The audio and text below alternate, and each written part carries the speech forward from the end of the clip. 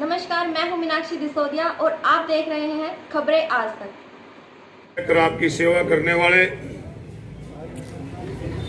पूर्व मेरे मंत्री, कांग्रेस पार्टी के बहुत ही वरिष्ठ नेता आदरणीय कैप्टन अजय सिंह जी, पूर्व मंत्री, बहुत ही ईमानदारी से लोगों के बीच में रहकर सेवा करने वाले बहुत शिक्षाविद आदरणीय डॉक्टर एम.एल. रंगा जी, आपके नगर परिषद रेवाड़ी की कांग्रेस पार्टी की उम्मीदवार बहन विक्रम यादव जी, आपके यहां से पार्षद के उम्मीदवार राजकुमार घेरा जी, साथ में आए सभी वरिष्ठ साथीगण और यहां पर उपस्थित सभी सम्मानित बुजुर्गों, माताओं, भाइयों और बहनों, पत्रकारों एवं छायाकार दोस्तों, आज आपके बीच में आने पर आप लोगों ने स्वागत किया, इसके लिए आपका धन्यवाद करते हैं, आपका आभार व्यक्त करते हैं। को आपके नगर परिषद के चुनाव होने जा रहे हैं। आज हम सभी कांग्रेस पार्टी के कार्यकर्ता आप लोगों से आपका सहयोग व समर्थन मांगने, वोट रूपी आशीर्वाद लेने आपके बीच में अपनी पार्टी की प्रत्याशी विक्रम यादव के लिए और घेरा साहब के लिए आपका सहयोग मांगने के लिए आए हैं। साथियों, हम नमन करते हैं बाबा साहब भीमराव अंबेडकर को कि जिन्होंने संविधान के अंदर हमें वोट का अधिकार दिया। देश की आजादी से पहले ये वोट का अधिकार चंद बड़े लोगों को हुआ करता था।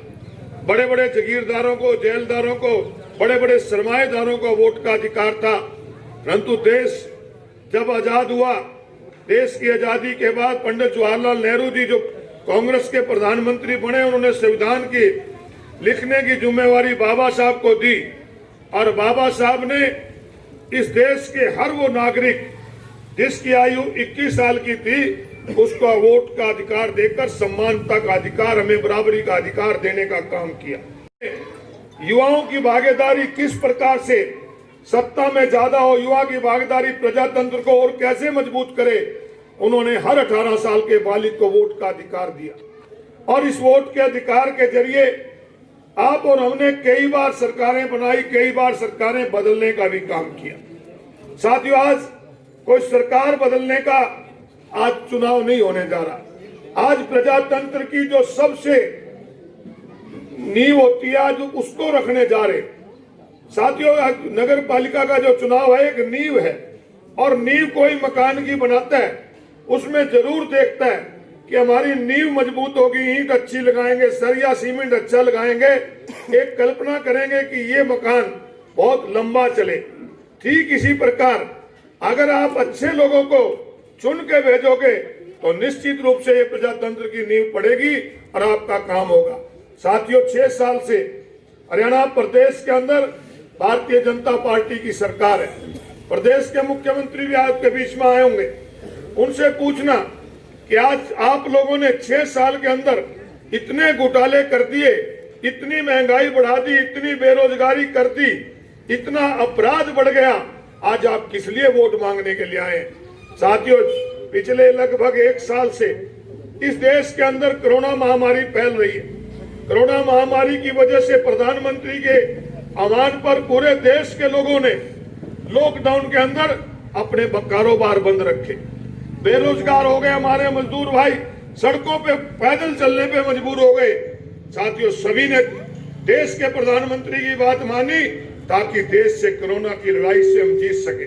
परंतु साथियों, दुख से कहना पड़ता है कि देश तो कोरोना की लड़ाई लड़ रहा था और हरियाणा प्रदेश की सरकार शराब घोटाला कर रही थी। हरियाणा प्रदेश की सरकार रजिस्ट्री घोटाला कर रही थी। हरियाणा प्रदेश की सरकार धान घोटाला कर रही थी। चाहिए तो था कि हमारे जो बेरोजगार साथी हुए थे, आपने विदेशों में सुना होगा कि वहां की सरकारों ने जब लॉकडाउन किया, हर एक के खाते में पैसे भेजने का काम किया, परंतु ये पहली सरकार थी जो लोगों की जेब से पैसे निकालने का काम कर रही थी। साथियों, किस प्रकार लोगों को मारने का काम ये सरकार कर रही थी। कितने लोग बेरोजगार हो गए, कितनी बड़ी कंपनियों ने अपने यहाँ हमारे जो बच्चे लगे हुए थे, उन बच्चों को उनकी तनख्वाह आदि कर दी, कितनी बात करी, परंतु सरकार की तरफ से कुछ नहीं हुआ। आज साथियों अपराध लगातार बढ़ रहा है, तो मेरी आपसे साथियों एक ही है कि कप्तान अजय सिंह बहुत पुराने नेता आपने, मैं तो बधाई दूंगा आपको कि आपने 6 बार इन्हें और 1 बार इनके बेटे को और उसके पहले इनके पिताजी को हाथ से 3 बार जिताया।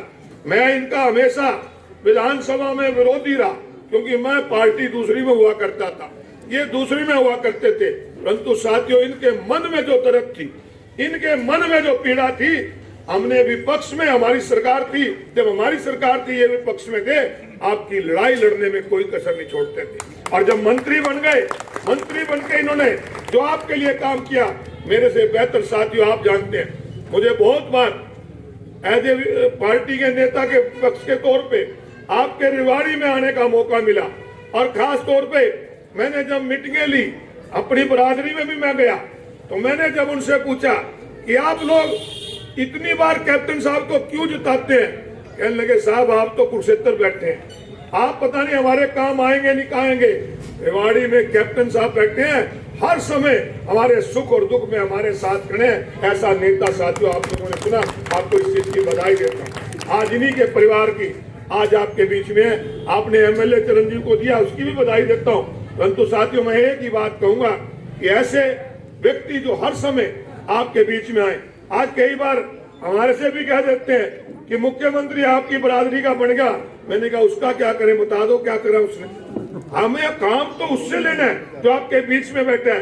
तो मेरी आप सभी बहन भाइयों से एक अपील है कि आप अपने वोट का इस्तेमाल करते हुए पार्षद के रूप में भाई गेरा जी और आपके नगर परिषद की अध्यक्षा के रूप में हमारी बेटी कह लो, बहन कह लो, विक्रम यादव को देने का काम करें। और मैं तो एक बात और कह के अपनी बात को खत्म करूंगा। साथियों मैं तो ऐसी जगह से आया हूं जहां भगवान कृष्ण ने कर्म का संदेश दिया। गीता के अंदर भगवान ने कहा था कि कर्म करो। हम कुरुक्षेत्र के लोग हैं और कुरुक्षेत्र में एक धारणा है, आप भी जाते होंगे स्नान करने, मोह स्नाने जाते होंगे, मेले पे जाते होंगे, वहां पर एक धारणा है कि कुरुक्षेत्र में आकर जो कोई दान करता है ना, भगवान उसको 13 गुना फल देता है। आज कुरुक्षेत्र का भाई अपनी बहनों से, अपने भाइयों से, अपने दोनों उम्मीदवारों के लिए वोट की अपील करता है। एक वोट रूपी दान दे देना, मंदिर के सामने करें, भगवान से प्रार्थना करेंगे कि आपके 13 गुना काम करके आपकी सेवा करने का काम करेंगे। आपका धन्यवाद।